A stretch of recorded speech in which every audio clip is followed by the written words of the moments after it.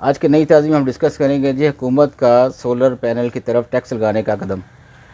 ऐसे अब तक इसकी काफ़ी तरदीदें आ चुकी हैं, लेकिन मैं ये समझता हूँ कि जब आप भी कोई चीज़ देने जाए तो पहले कहते हैं हेलो हेलो टेस्टिंग टेस्टिंग। ये हुकूमत ने अवाम के साथ टेस्टिंग टेस्टिंग खेला है कि अगर अवाम भरपूर एहतजाज करें तो ना लगाएं टैक्स, और अगर अवाम का रद्दमल पोला पोला हो तो फिर लगा दें टैक्स।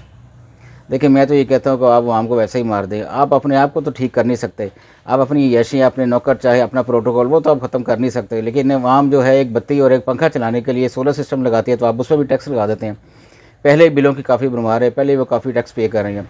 मैं अपनी हद तक जाऊँ तो मैं ये आपसे ये वादा है कि अगर इन्होंने सोलर सिस्टम पर टैक्स लगाया, मैं अपने सोलर सिस्टम को सड़क के बीच में रख के आग लगा दूँगा और सादा ज़िंदगी की तरफ जाऊंगा और सादा पानी पीऊंगा, लालटेन से रोशनी करूंगा और मच्छरदानी लगाकर घर के रात को बाहर सोया करूंगा।